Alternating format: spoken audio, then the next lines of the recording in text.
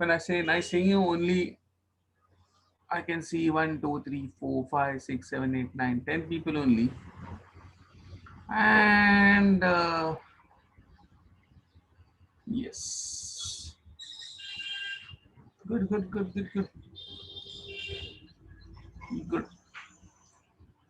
Nitesh Gupta, Nakul B with his hair gelled nicely at the back. अच्छा है.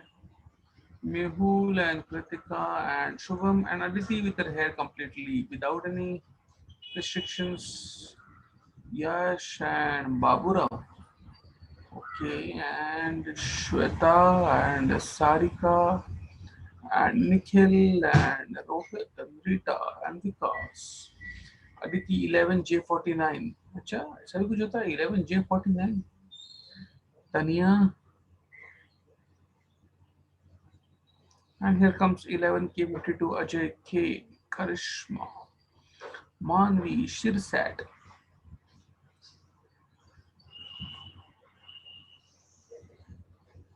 Okay सबके नाम क्यों पढ़ रहा हूँ.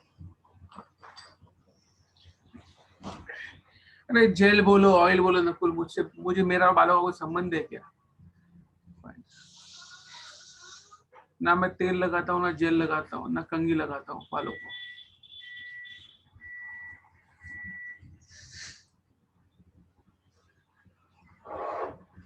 Okay, if I am not wrong, I was doing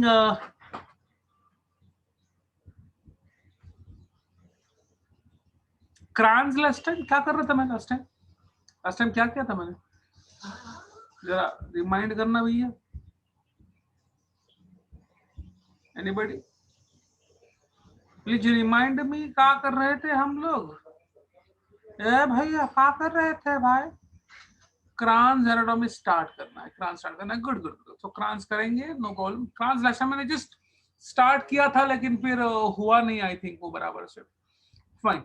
so let's see A cross plant. If you don't mind can you just start a pan. या at extremely low speed.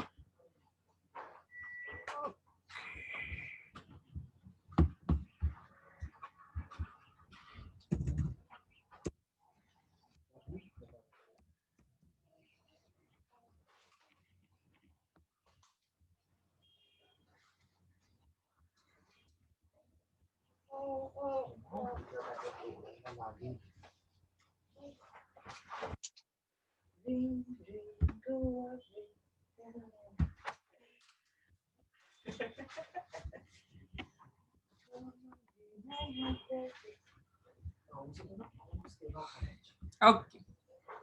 तो भाइयों बहनों and others, let's understand this.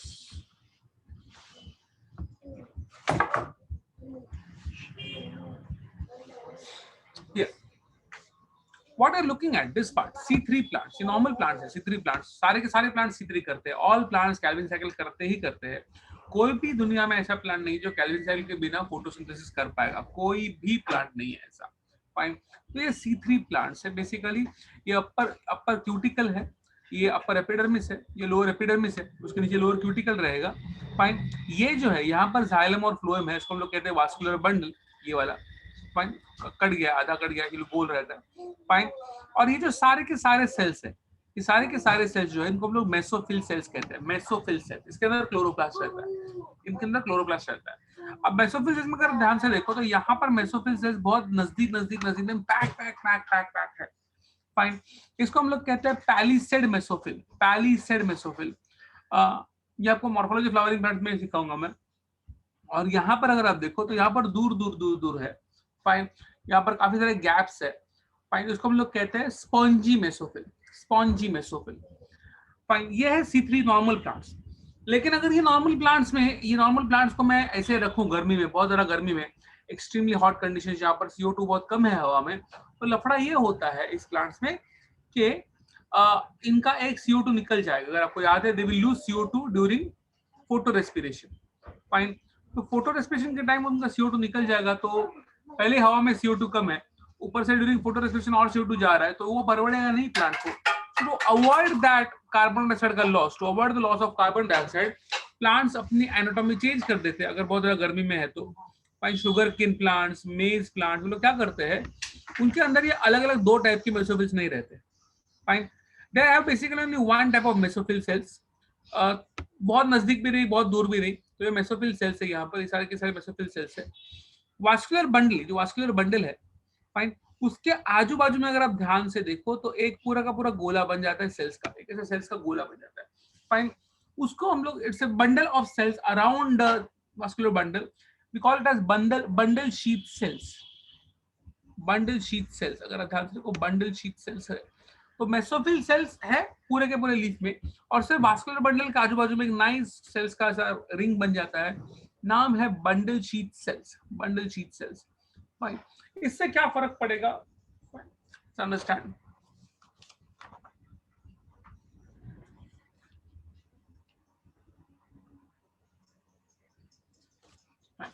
One small thing, और दो तीन चीज और अगर मैं बताना चाहूँ यहाँ पर लिखना चाहूँ तो, सेट दो टाइप के सुक्रांस में बेसिकली दो टाइप के सेल्स होते हैं।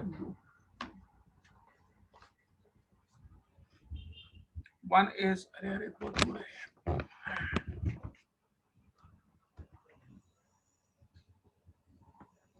बंडल शीथ,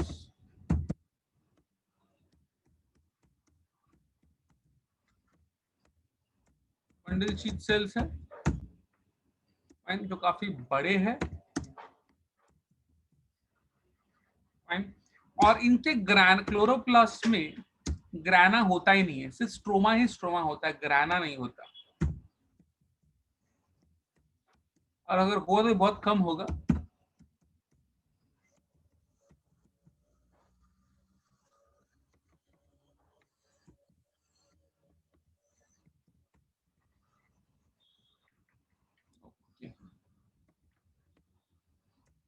और दूसरे नॉर्मल सेल्स अपने मेसोफिल सेल्स, पैलिसेड या स्पॉन्जी नहीं, सिर्फ mesophyll cells.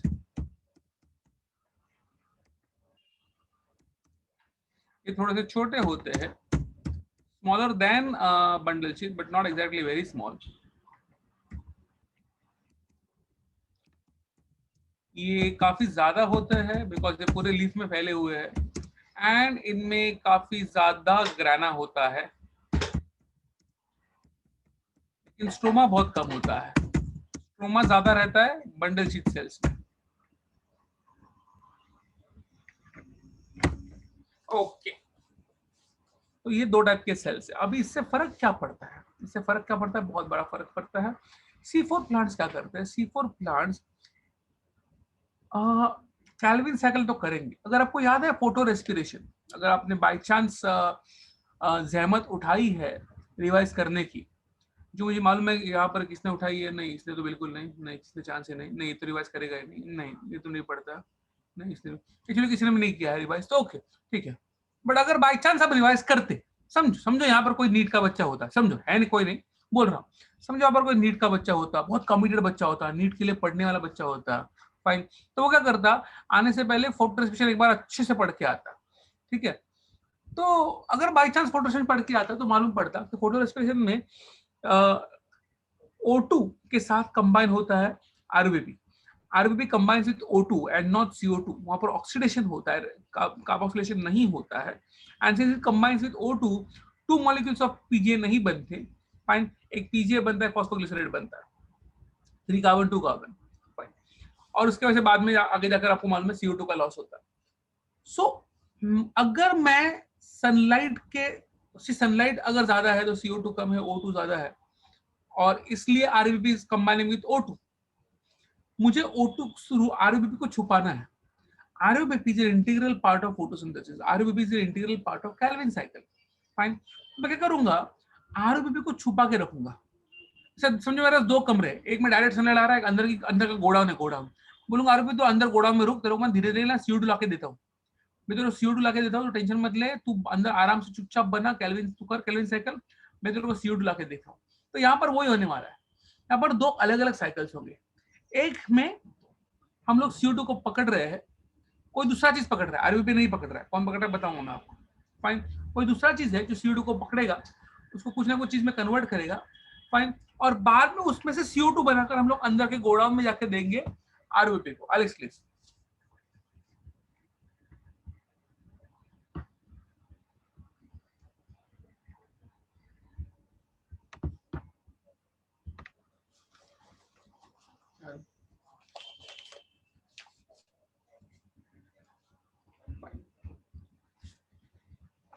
So what happens in mesophyll cells? सबसे पहले mesophyll cells में क्या होता है?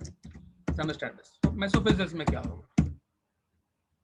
आपके टेक्स्ट बुक में रिएक्शंस नहीं है, चार्ट है। मैं रिएक्शंस दिखा रहा हूँ because it's very easy to understand. Fine. Mesophyll cells में क्या होता है? मेसोफिल सेल्स में एक कार्बन डाइऑक्साइड एक्सेप्टर है जिसका नाम है पप्पा, पप्पा नहीं, पेपा, पेपा। फाइन।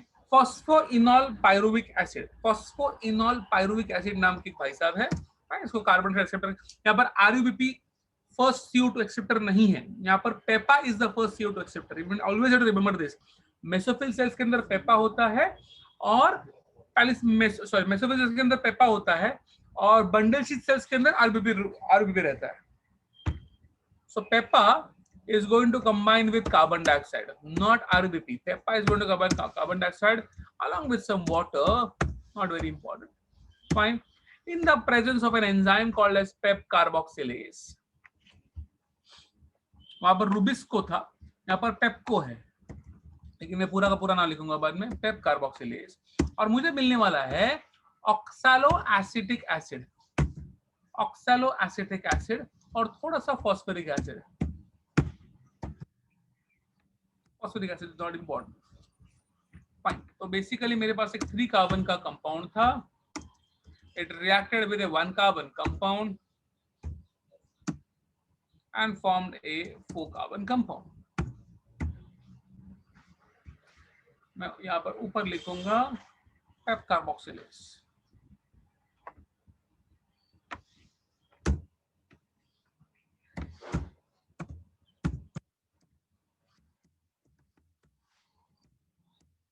पेप्को कह सकते हैं, जैसे रुबिस्को होता है ऐसे पेप्को कह सकते हैं, but I am going to write the whole full form, PEP carboxylase, PEP carboxylase. So phosphoenol pyruvic acid या PEPA is combining with CO2 and going to form oxaloacetic acid in the mesophyll cells. Normally first reaction हमेशा क्या होना चाहिए कि CO2 reacts with RBP। यहाँ पर RBP है ही नहीं mesophyll cells के अंदर। RBP को अंदर छुपा के रखा है, किधर छुपा के रखा है हम लोग ने? बंडल शीथ सेल पे छुपा के रखा है। उसको बाद में उसको CO2 पास करना है हम लोग को, कैसे करेंगे दिखाता हूँ। फाइन। तो ये हो गया यहाँ पर। अब oxaloacetic acid जो है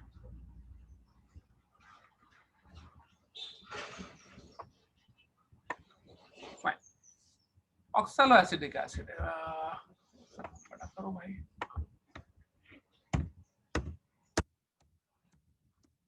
नाउ लाइट रिएक्शंस तो इसमें भी होते हैं। तो oxaloacetic acid is going to combine with NADPH2, NADPH2 और NADPH2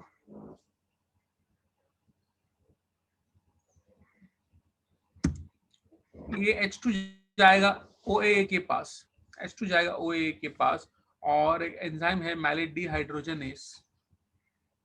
Fine, and I'm going to get something called as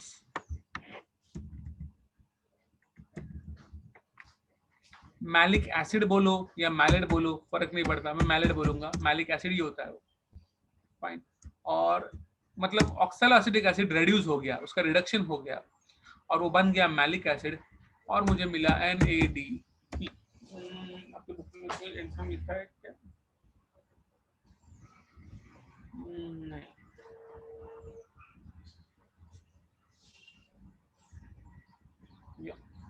It is malate dehydrogenase. So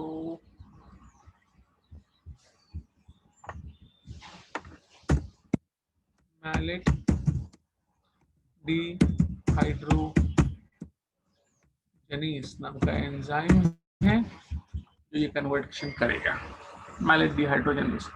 सो बन गया मैलेट, ये बन गया मेसोफिल सेल्स के अंदर, मेसोफिल सेल्स के अंदर। अब ये मैलेट वहां से निकलेगा, अब ये मैलेट वहां से निकलेगा और जाएगा बंडल शीथ सेल्स के अंदर। तो ये मैलेट जाएगा in bundle sheath cells. Bundle sheath cells के अंदर बहुत सारा रूबिस्को है, आरबीपी है, तो वहां पर क्या होने वाला है, लेट्स अंडरस्टैंड। वहां पर सबसे पहले क्या होने वाला है, मैलेट जो है, mallet is going to combine with NADP again, is going to combine with NADP again, same enzyme malate dehydrogenase, और मैलेट अपना H2 अभी छोड़ देगा, सिर्फ H2 नहीं छोड़ेगा, यहाँ पर डीकार्बोक्सिलेशन भी होने वाला है और रिडक्शन भी होने वाला है। वो CO2 भी छोड़ेगा और H भी छोड़ेगा, CO2 भी छोड़ेगा और H भी छोड़ेगा। तो क्या होने वाला है, अंडरस्टैंड, मैलेट जो है वो H छोड़ेगा, जो NADP पकड़ लेगा, और वो CO2 भी छोड़ेगा। उसकी वजह से क्या होता है, लेट्स अंडरस्टैंड। मम्मी किधर गया?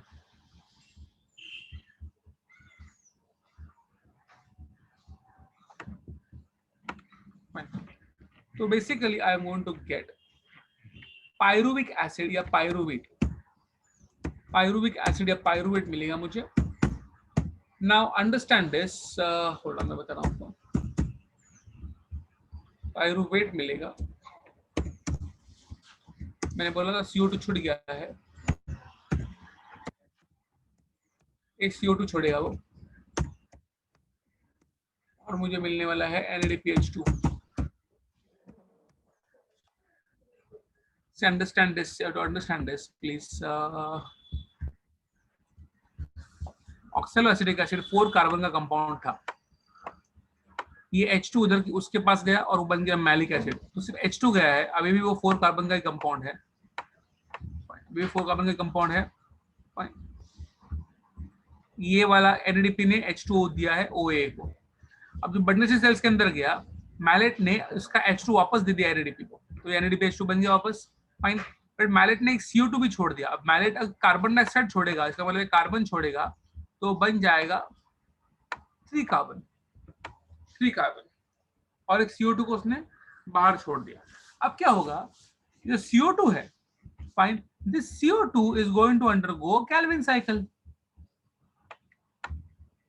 ये CO2 जो है ये जाएगा कैल्विन साइकिल में। CO2 is going to combine with RBP rubisco, तो रूबिस्को प्रेजेंस में वो कन्वर्ट होगा, और बाद में बनेगा 3PGA जो है कैल्विन साइकिल हो जाएगा। कैल्विन साइकिल के साथ बस मतलब नॉर्मल जो होता है वो सब कुछ होने वाला है। सो रूबिस्को हो जाएगा, कैल्विन साइकिल हो जाएगा, और हमको मिल जाएगा यहाँ पर ग्लूकोज।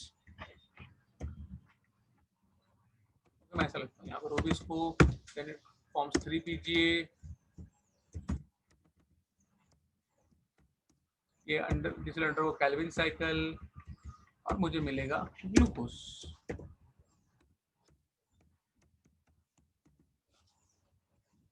तो यहाँ पर हो रहा है normal Calvin cycle, fine, CO2 के साथ। ये पायरुवेट जो है, this pyruvate is again going to go back to mesophyll cells.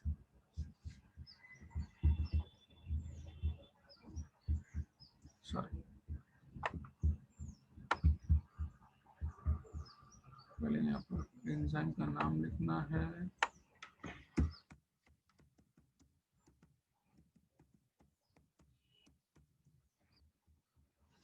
malate dehydrogenase, इसको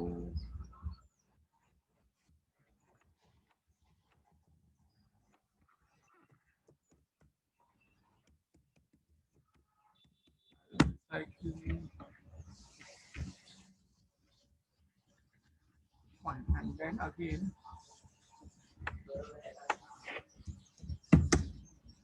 in mesophyll cells, so pyruvic acid is going to go back to mesophyll cells,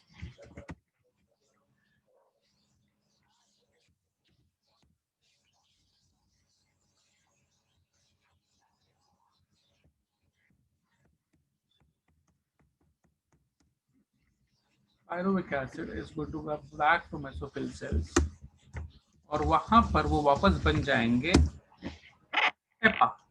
इसे हम लोग ने लास्ट टाइम रूबिस्को को RBP को regenerate किया था, यहाँ पर मैं पेपा को रिजेनरेट करने वाला हूँ।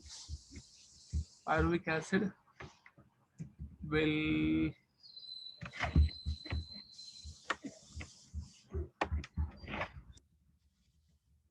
Pyruvic acid plus ATP. यहाँ पर एक लफड़ा समझो आप, बहुत बड़ा लफड़ा होने वाला है। Plus ATP becomes PEPA plus AMP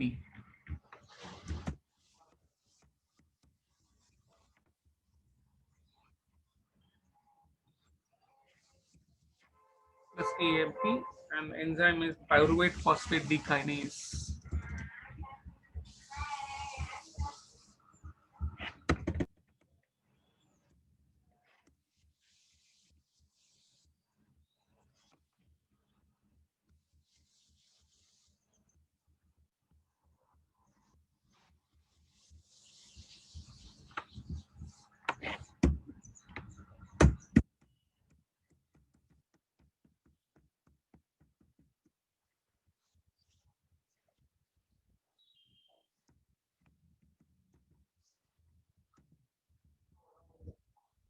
Okay.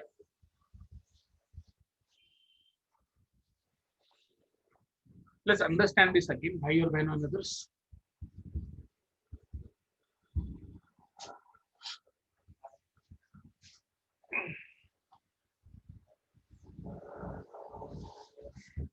So normally क्या हो रहा है कि नॉर्मल कैल्विन साइकिल में CO2 should directly combine RBP, लेकिन यहाँ पर क्या हो रहा है, CO2 कंबाइनिंग विद पेपा।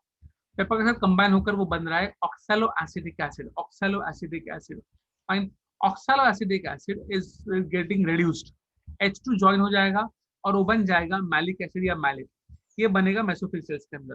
फिर मैलिट मेसोफिल से निकल के जाएगा बंडल शीट सेल्स में।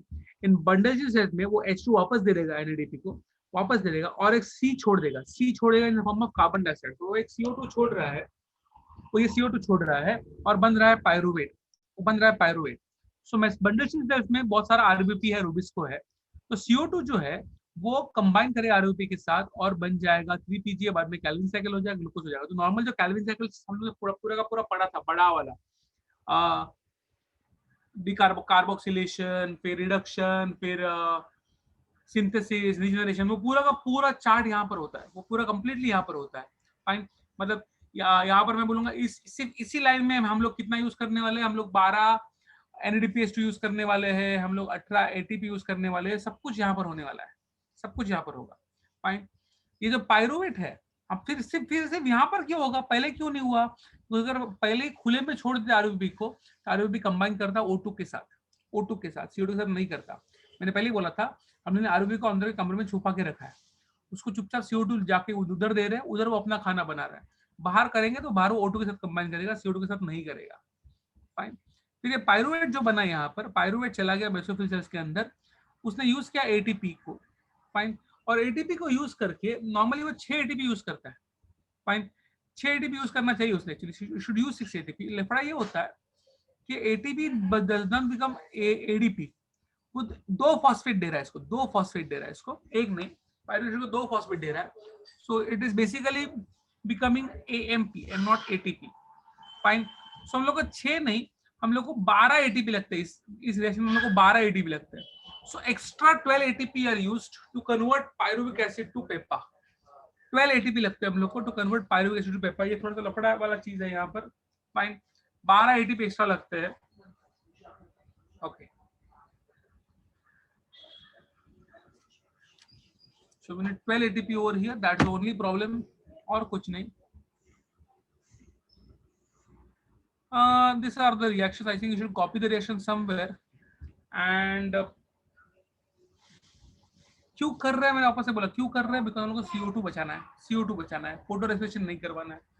Please read 2 things in your books. Actually नहीं, आपको 12.8 पढ़ना है पूरा, 12.8 पढ़ना है। इसके 2-3 नाम है, 2-3 नाम है। एक है C4 pathway. Y C4 pathway? Because जो पहला कंपाउंड मिला है वो ऑक्सैलो एसिटिक एसिड है, जो 4 कार्बन का है। लास्ट टाइम C3 था, बिकॉज हम लोग को 3PGA मिला था। हैच एंड स्लैक ने ढूंढा था, तो एचएस के पाथवे भी कह सकते हैं, हैच एंड स्लैक।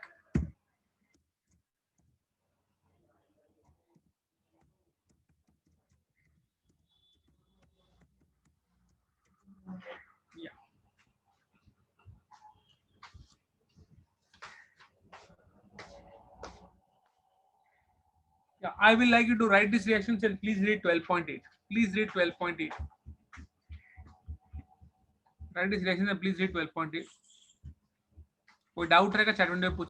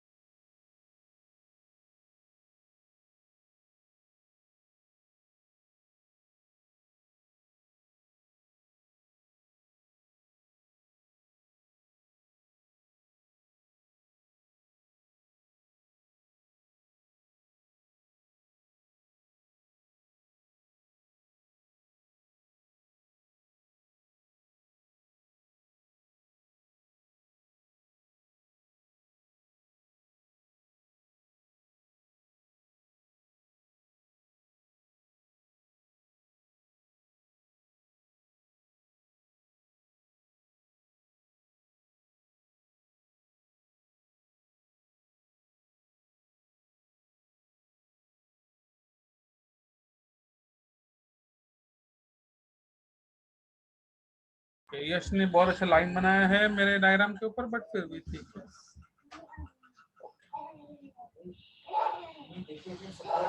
तो डायग्राम ज्यादा कुछ क्वेश्चंस आए नहीं है।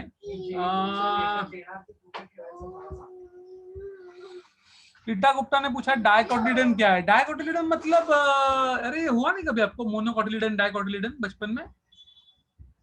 प्लांट के दो टाइप्स होते हैं। अगर आप सिंपल आपको बोलूं समझाऊं तो चना है, मूंगफली है, या फिर मैं बोलूं मूंग है, मटकी है, जिनके दो पार्ट्स होते हैं ना, दो पार्ट्स, दो अलग अलग पार्ट, छिलके के अंदर दो पार्ट्स, उसको हम लोग कहते हैं डाइकॉट। और अगर चावल है, गेहूं है, जिसमें एक ही सिंगल दाना है, तो उसको हम लोग कहते हैं मोनोकॉट, मोनोकॉटिलिडन डाइकोटिलिडन। तो सीड के कितने पार्ट्स है उसको डाइकोटिलिडन मोनोकॉटिलिडन कहते हैं। एएमपी का फुल फॉर्म है बेटा एडेनोसाइन मोनोफॉस्फेट। एडेनोसाइन मोनोफॉस्फेट होता है, एडेनोसाइन डाइफॉस्फेट होता है, एडेनोसाइन ट्राइफॉस्फेट होता है। फ्लोएम और जाइलम ये इंपॉर्टेंट टिश्यूज है प्लांट्स के। जाइलम पानी पहुंचाता है और फ्लोएम खाना पहुंचाता है। फोटोसिंथेसिस करवाने वाले फोटोसिंथेसाइजर्स। Okay, are we done? I think we are done. Okay, we are done. आपने C3 साइकिल पढ़ा है? सॉरी मैं रॉन्ग क्वेश्चन। मैंने आपको C3 साइकिल पढ़ाया है, मैंने आपको C3 साइकिल पढ़ाया है। फाइन, C3 साइकिल भी पढ़ाया मैंने और C4 साइकिल भी पढ़ाया मैंने। Can you please tell me आपको क्या लगता है कि दोनों में क्या डिफरेंसेस है? चैट विंडो पे मैं वेट कर रहा हूँ आंसर्स की। On chat window I am waiting for the answers. What do you think is the difference between C3 C4 cycle? बहुत प्लेन जो डायग्राम में दिखता है, जो आपको रेस में दिखता है उतना ही बोलना। क्या लगता है? बहुत बेसिक चीजें ही बोल, 3-4 चीजें ही चाहिए मुझे, ज्यादा नहीं।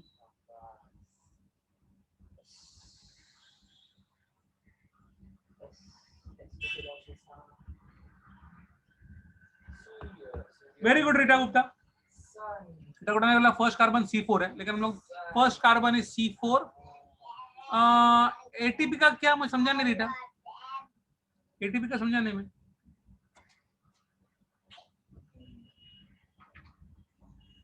Yes yes, so yes, Rita Gupta ने बोला फर्स्ट कार्बन C4 रहता है इन C4 साइकिल, फर्स्ट OA रहता है, एंड फर्स्ट कार्बन C3 रहता है, 3PGA रहता है in sorry first stable compound. First stable compound is C4, first stable compound is C3।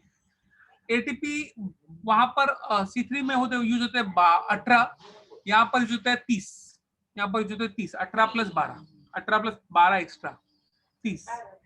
और कुछ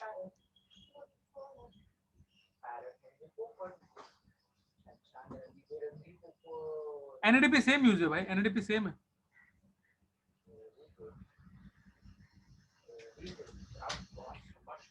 Anything else you can see?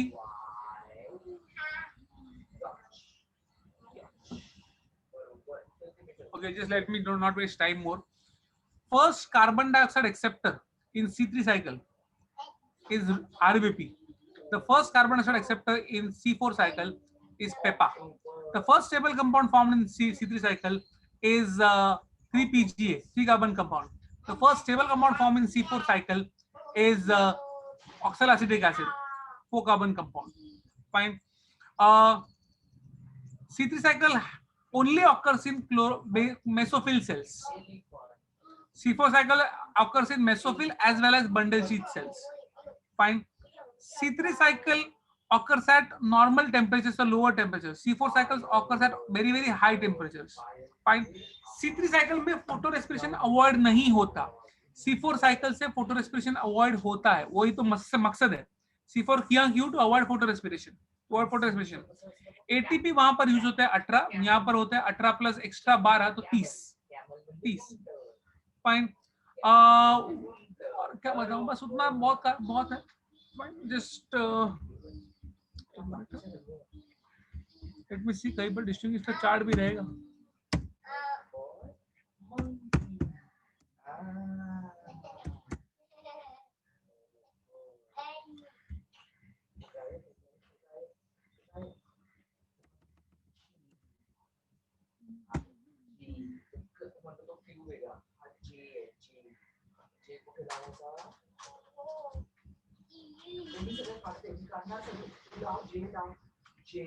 ये देखो, ये मस्त है, आप इसको डायरेक्टली पढ़ सकते हो, टेंशन ही नहीं।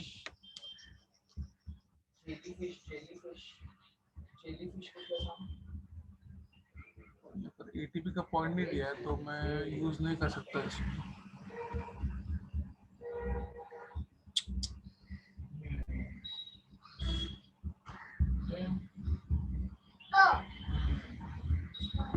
अरे क्या प्रॉब्लम है?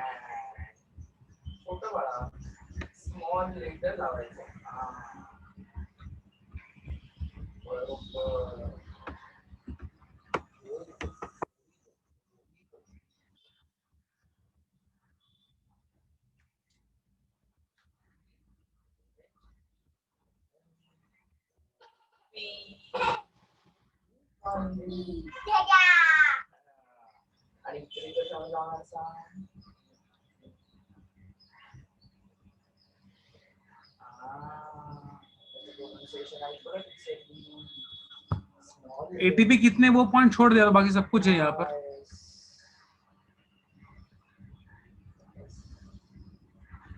Okay, let's go ahead, let's go ahead.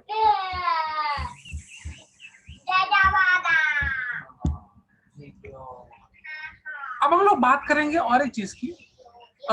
ये तो बहुत गर्मी में रहने वाले प्लांट्स है, 40 क्या ऊपर डिग्री, उससे भी ऊपर गर्मी, उससे भी ऊपर गर्मी, डेजर्ट में रहने वाले प्लांट्स, डेजर्ट में, एक्सट्रीम डेजर्ट में रहने वाले plant, cactus Victus, pine, plants के एक स्पेशल टाइप है, उसको हम लोग क्रैसुलेसिए प्लांट्स कहते हैं, क्रैसुलेसिए। पाइन स्पेशल टाइप रहता है, पाइन क्रैसुलेसिए। पाइन तो फैमिली होती है,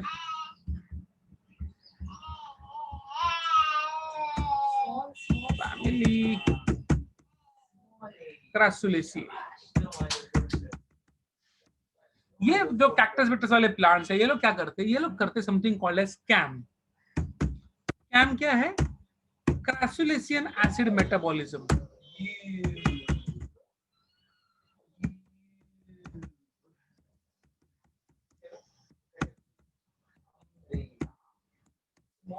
मतबल का सेम अब भी जो किया ना वो ही करेंगे, लेकिन दो अलग अलग सेल्स भी रहेंगे। तो छुपाएंगे कैसे आरबीपी को? बहुत सिंपल है, जो मैंने बोला ना, जो बंडल शीट में जो मेसोफिल सेल्स में होता है, पेपा प्लस CO2 OA का फॉर्मेशन, वो रात को होगा।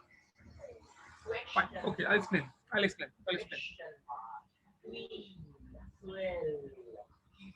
सो इनका जो स्टोमाटा रहता है वो रात को खुलता है, फाइन।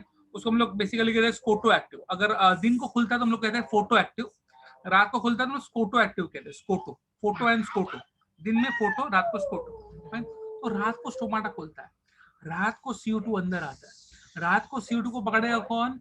पेपा पकड़ेगा। पेपा क्या करेगा उसका? Peppa will convert into oxaloacetic acid. Oxaloacetic acid क्या हो जाएगा? कन्वर्ट हो जाएगा इनटू मैलिक एसिड या मैलेट। मैलिक एसिड रात को बन जाएगा। तो रात को भर भर के मैलेट बन रहा है। Malate is malic acid, fine. मैं पहले बोला था 8 और एक एसिड सेम रहता है, फाइन। तो मैलिक एसिड रात को भर भर के बन जाएगा। सुबह बहुत गर्मी हो जाएगी तो स्टोमाटा बंद हो जाएगा। क्यों? क्योंकि सुबह स्टोमाटा खुला रहेगा तो पानी से बाहर उड़ जाएगा। सुबह वो स्टोमाटा खुला नहीं रख सकते, तो पूरा पानी उड़ जाएगा, प्लांट सूख जाएगा। तो सुबह स्टोमाटा बंद करना पड़ता है।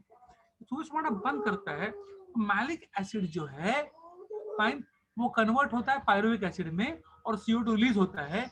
इस CO2 को पकड़ेगा आरबीपी और करेगा कैल्विन साइकिल, फाइन।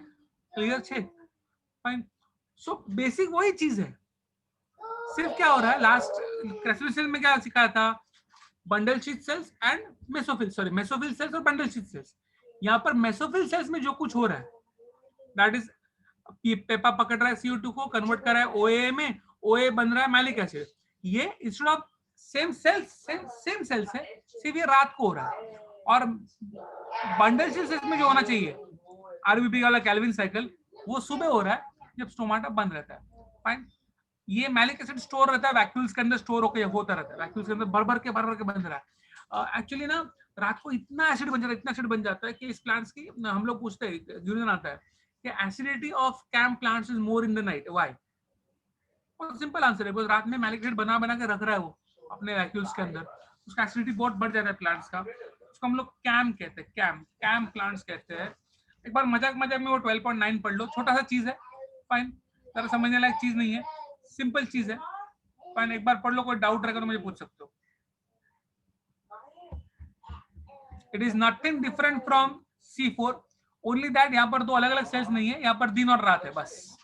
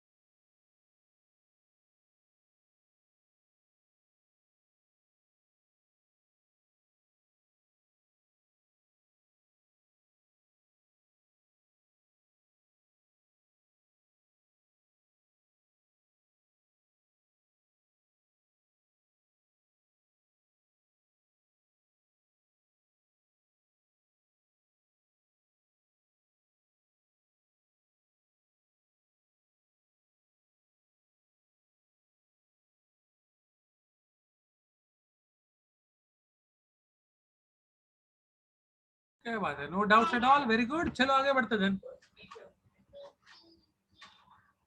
कोई डाउट नहीं, यस, क्या बात, क्या बात, क्या बात।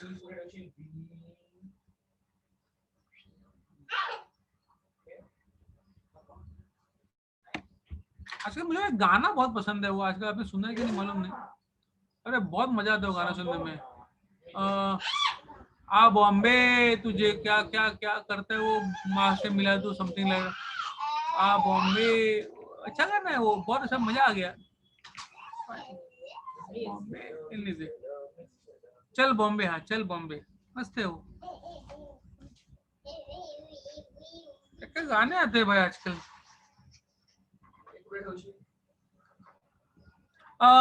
से बहुत सिंपल भाषा में I can say Ritesh Gupta, usage, CO2 का यूसेज। ओके, तो अभी चैप्टर तो बेसिकली खत्म हो गया, थोड़ी चिरकुट चीजें बाकी वो समझा देता हूँ कि फोटोसिंथेसिस कैसे अफेक्ट होगा, कि कौन सी चीजें जो फोटोसिंथेसिस को अफेक्ट कर सकती है। चार चीजें हैं, अगर आप फोटोसिंथेसिस का डेफिनेशन देखो, CO2 plus water in the presence of light and chlorophyll gives glucose. तो सेम चीज है क्या, CO2, water, light, chlorophyll, fine, और टेम्परेचर। सो लेट्स अंडरस्टैंड, सबसे पहले लाइट की बात करते हैं, फोटोसिंथेसिस है ना, फोटो लाइट के बाद सी दो, अगर आपको याद है मैंने सबके सब एक बहुत पहले आपको सिखाया था, फोटोसिंथेटिक एक्टिव रेडिएशन, याद है, 390 नैनोमीटर टू 760 नैनोमीटर रहता है, रेड लाइट रहता है, ब्लू वाले लाइट रहता है, ग्रीन।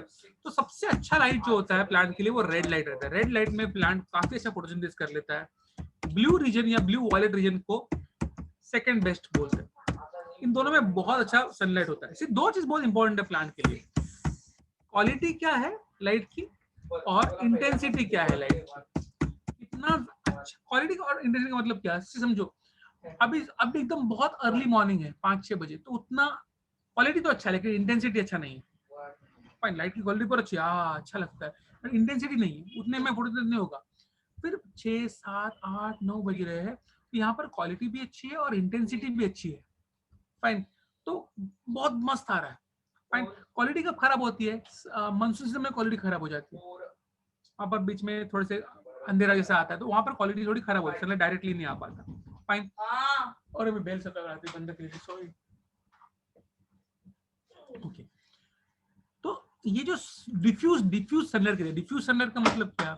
अभी जो बाहर गिरी ना, आपके बाहर अभी आप देखो ना, तो बहुत आराम से आप घूम फिर सकते हो, आराम से घूम फिर सकते हो। फाइन, आपको ऐसा गर्मी का ये नहीं होगा, आपको बहुत पसीना नहीं आएगा। ये जो सनलाइट है उसको हम लोग कहते हैं ब्राइट डिफ्यूज सनलाइट। अभी 12-1 बजे क्या हो जाएगा, अरे यार पसीना, वो सनलाइट नहीं, that is not good for photosynthesis. तो जो ब्राइट डिफ्यूज सनलाइट है उसमें फोटोसिंथेसिस सबसे अच्छा होता है। बहुत ज्यादा इंटेंस सनलाइट में sunlight is not always good. Fine, always it bright diffuse sunlight.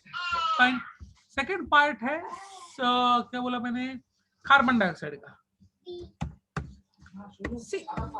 हवा में ना 0.1% के आसपास, 0.2% के आसपास कार्बन डाइऑक्साइड रहता है। 0.1 टू 0.2 ठीक है, 0.3 तक ठीक है। 0.1% का जो इंक्रीज है CO2 का, चल जाएगा। अगर बहुत ज्यादा CO2 हो गया हवा में due to pollution, not good for plants. So थोड़ा सा increase good enough, large amount of increase not good for plants. Fine, okay. Third चीज है टेम्परेचर।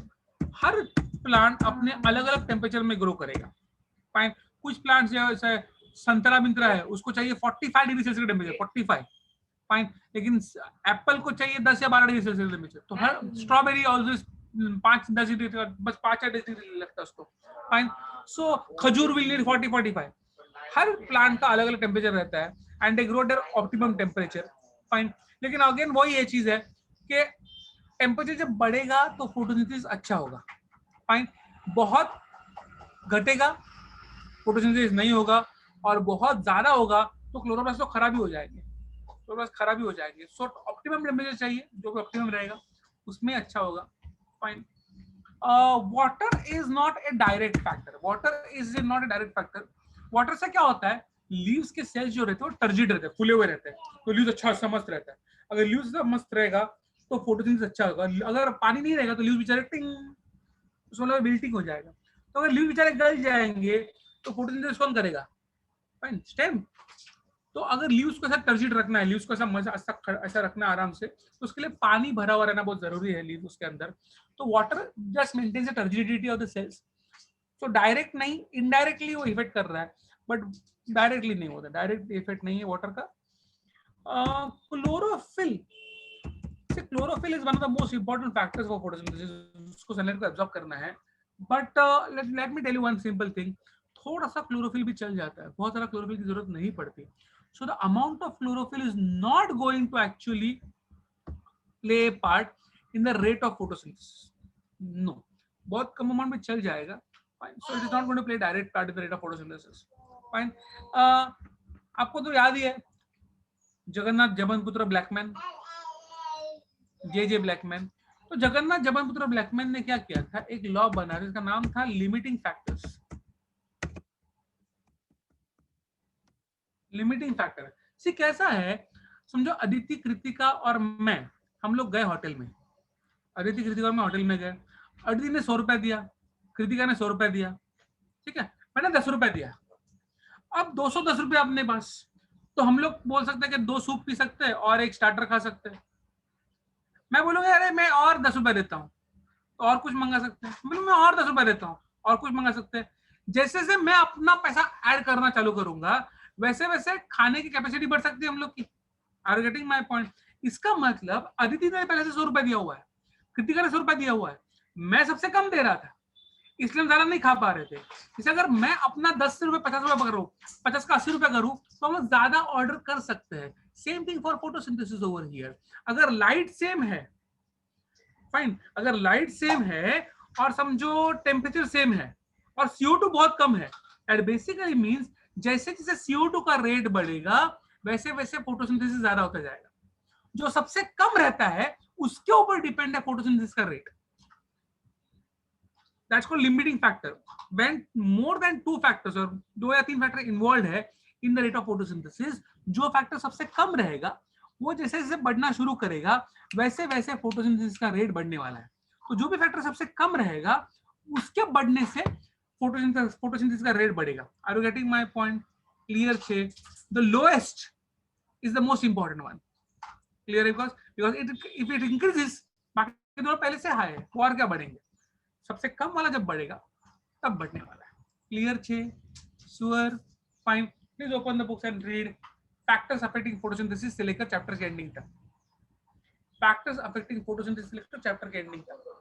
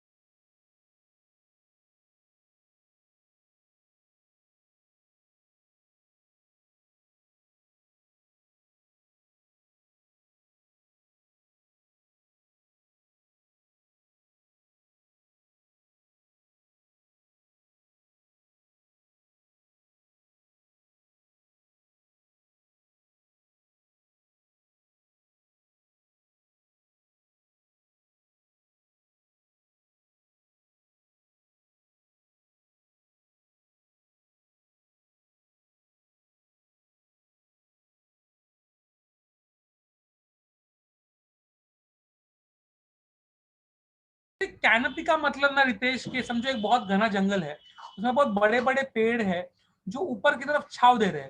तो नीचे वाले पेड़ जो रहेंगे उस छाव के नीचे, तो जो बड़ी छाव होती है ना, हम लोग ना ये डालते हैं ना मंडप। मंडप मंडप का मतलब होता है कैनोपी। मंडप का मतलब कैनोपी। जो बड़े बड़े पेड़ होते हैं उनकी छाव जैसा मंडप बन जाता है। तो नीचे ग्रो होने वाले पेड़ क्या होते हैं, उस छाव में ग्रो होते हैं, उनको सनलाइट नहीं मिलता, तो उनको सनलाइट डायरेक्टली नहीं मिलता। तो कैनोपी का मतलब मंडप बोल सकते हो। छाव क्या? छाव बेसिकली मंडप की छाव।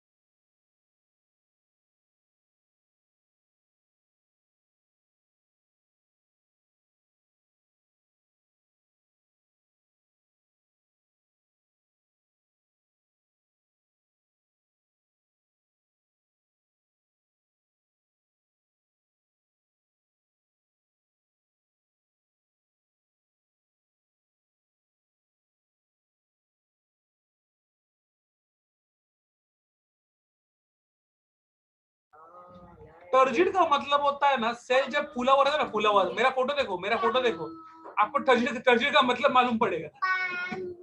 पानी से भरा हुआ लबालब, उसको कहते हैं टर्जिड। अनइंटरप्टेड मतलब जहां पर बिल्कुल इंटरप्शन नहीं है, कोई अनइंटरप्टेड लाइट। अभी जो अभी बाहर देखोगे ना, आजकल लाइट इंटरप्टेड आ रही है, बीच बीच में अंधेरा हो रहा है, बारिश गिर रहा है, उसमें इंटरप्शन काफी ज्यादा है। पूरी अनइंटरप्टेड धूप चाहिए।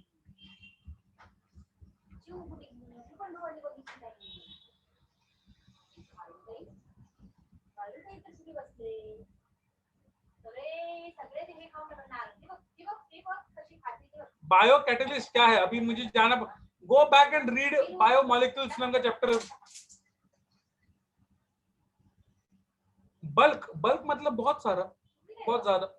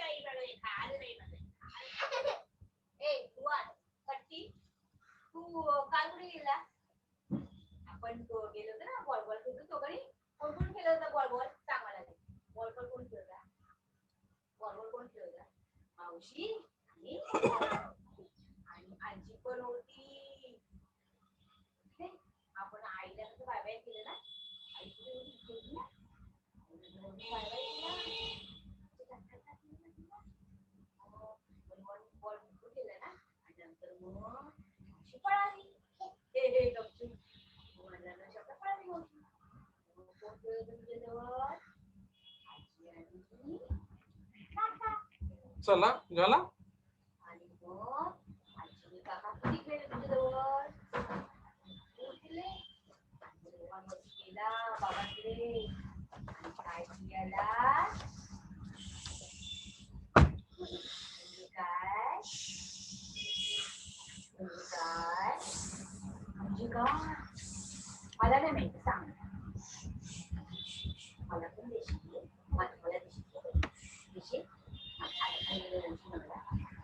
चला झालं काय.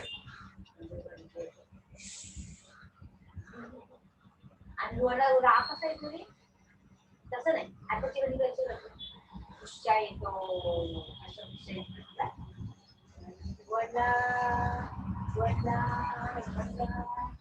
चलो, I think we are ending today's lecture because chapter खत्म हो चुका है, चैप्टर इज डन। शाम को मिलेंगे रेस्पिरेशन के साथ, शाम को मिलेंगे विद रेस्पिरेशन, नया चैप्टर चालू करेंगे रात को। Bye bye.